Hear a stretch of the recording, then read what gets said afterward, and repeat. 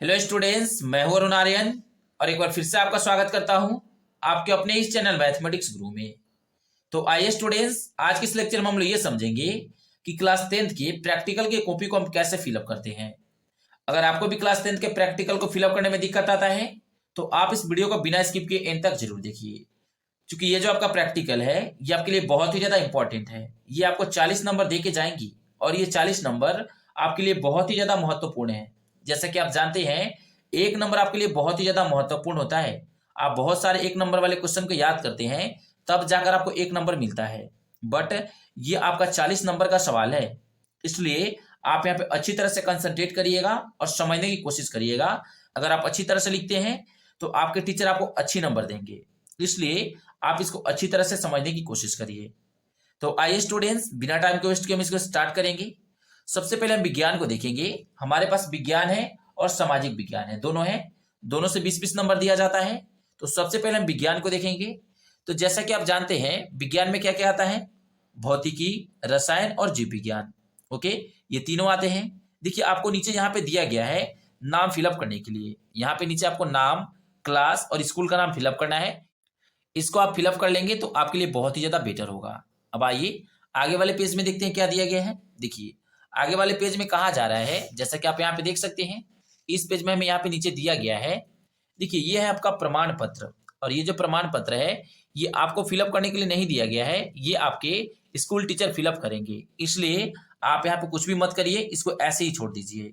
आइए आगे वाले पेज को देखते हैं। देखिए, ये जो पेज है बहुत ही ज्यादा आपके लिए इंपॉर्टेंट है, आप इसको समझिए। अगर आप इसको समझ लेते हैं तो फिर आपका सारा डाउट क्लियर हो जाएगा। देखिए, यहाँ पे आपको दिया गया है फुल मार्क्स, 20 मार्क्स का है ये फुल मार्क्स। ओके, तो जैसा कि मैंने आपको बताया है, साइंस 20 मार्क का है और सोशल साइंस 20 मार्क का है। दोनों मिलाकर 40 नंबर का हो जाता है, 40 मार्क का ही हो जाता है, जो कि आपके लिए बहुत ही ज्यादा इंपॉर्टेंट है। अब आइए देखते हैं कहाँ कहाँ से मेरा क्या क्या पूछा जाता है और किसमें हमको कितना नंबर दिया जाता है। तो यहाँ पे देखिए, यहाँ पे लिखा गया अभिलेख। अभिलेख आपको भौतिकी में, रसायन में और जीव विज्ञान में, तीनों में दिया जाता है, और तीनों से आपके 2-2 नंबर मिलेंगे। 2, 4, 6 नंबर आपको प्राप्त हो जाएंगे जब आप अभिलेख लिखेंगे तब। ओके, उसी तरह यहाँ पे देखिए एक्सपेरिमेंट लिखा हुआ है। एक्सपेरिमेंट का मतलब होता है प्रयोग।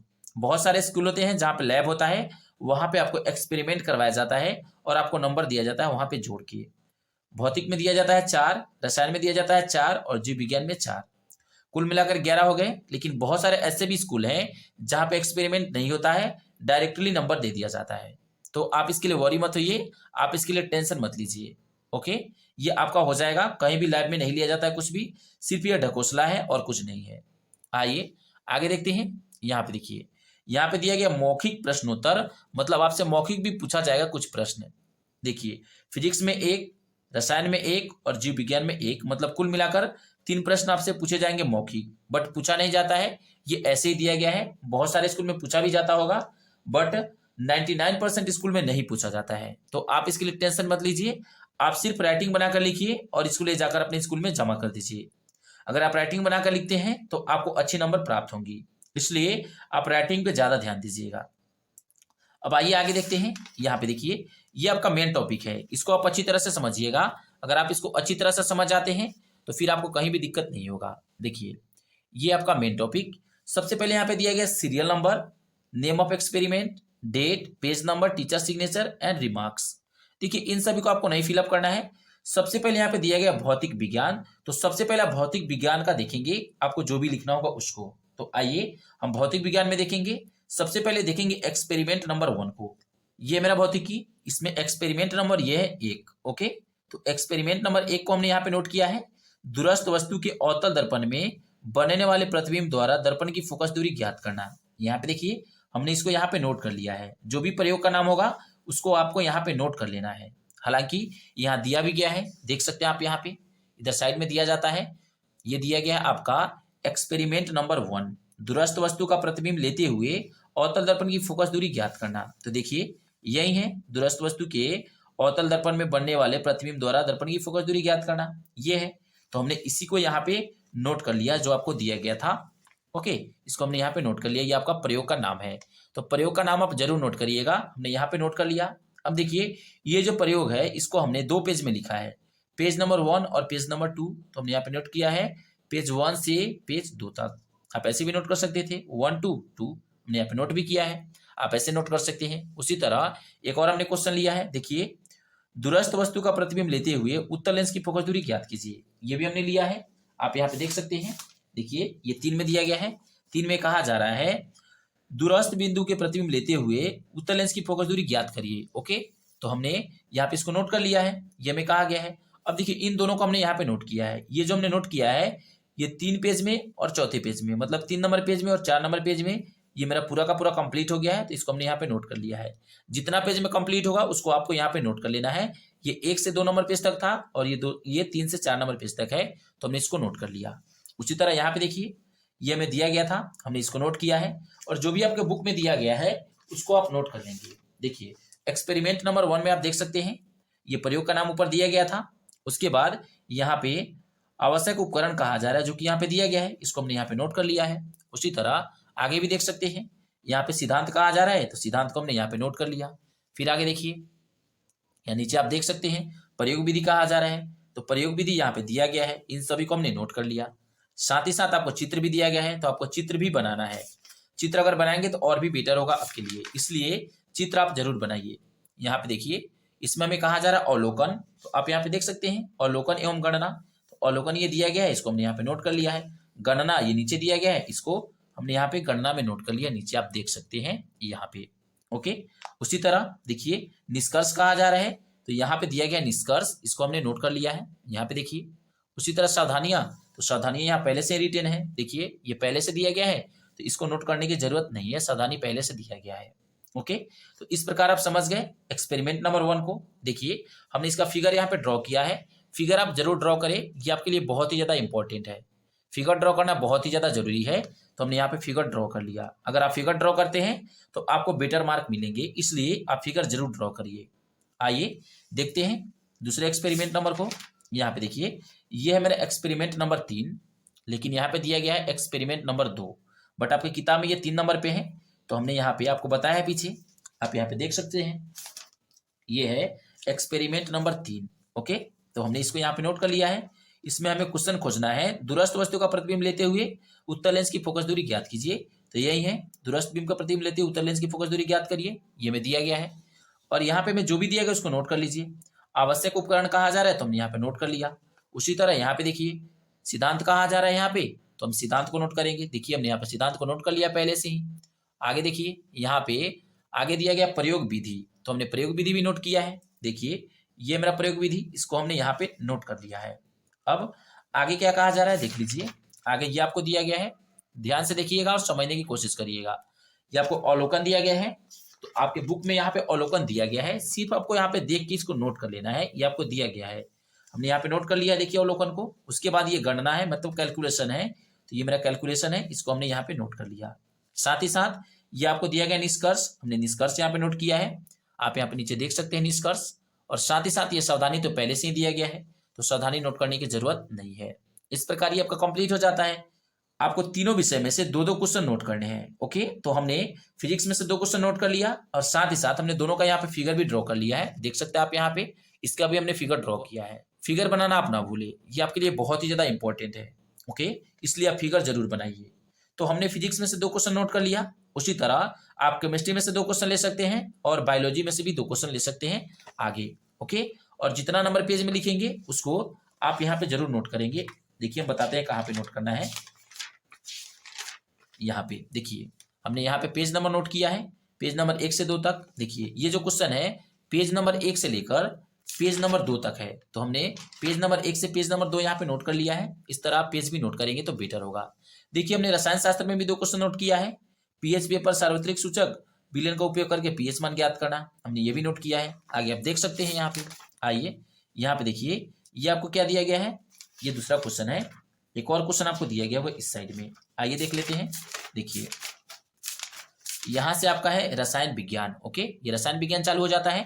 तो देखिए हमने यहाँ पे नोट किया है पीएच पेपर सर्वात्रिक सूचक विलयन का उपयोग करके विलयन का पीएच मान निकालिए, मतलब इन सभी का हमें पीएच मान निकालना है।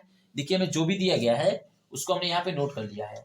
अब आपको जाना है कहाँ पे, केमिस्ट्री में जाना है। चूंकि ये केमिस्ट्री का क्वेश्चन है तो आप केमिस्ट्री में जाएंगे। देखिए ये आपका केमिस्ट्री, ये एक्सपेरिमेंटल केमिस्ट्री है, तो यहाँ पे एक्सपेरिमेंट नंबर 1 में दिया गया है ये वाला क्वेश्चन। तो हमने क्वेश्चन को यहाँ पे देखा और इन सभी को नोट कर लिया। आवश्यक उपकरण और रासायनिक पदार्थ हमने यहाँ पे नोट कर लिया। जो भी आपको कहा जाए उन सभी को नोट करिए। सिद्धांत कहा जा रहा है तो यहाँ पे देखिए सिद्धांत दिया गया है, हमने नोट कर लिया। उसी तरह यहाँ पे देखिए ये प्रेक्षक दिया गया है, इसको हमने नोट कर लिया। यहाँ पे आप देख सकते हैं प्रयोग विधि हमने नोट कर लिया। जो भी आपको दिया गया उन सभी को हमने यहाँ पे नोट किया है। देखिए ये सभी हमें दिया गया है, इन सभी को हमने सिर्फ किताब में से देखकर और नोट कर लिया। आगे आपको यहाँ पे निष्कर्ष भी दिया गया है, इसको भी हमने नोट किया है। उसके बाद सावधानी तो ऑलरेडी यहाँ पे दिया गया है, देख सकते हैं आप यहाँ पे सावधानी नीचे दिया गया है, इसको हमने नोट कर लिया। मुझे उम्मीद है आप इसको समझ गए होंगे। आइए अब हम देखेंगे सामाजिक विज्ञान को। आप तो इसको समझ गए, आइए सामाजिक विज्ञान को देखते हैं। देखिए ये आपका सामाजिक विज्ञान आप यहाँ पे देख सकते हैं, इसको भी उसी तरह करेंगे। देखिए ये जो आपका पेज है इसको आपको नहीं भरना है, ये स्कूल को भरने के लिए आप छोड़ देंगे, ये आपका टीचर भरेंगे, आपको इसको कुछ भी नहीं करना है, इसी तरह रहने देना है। आइए फिर आगे देखेंगे। देखिए ये जो पेज दिया गया है इसको भी आप नहीं भरेंगे, इसको ऐसे ही रहने दीजिए।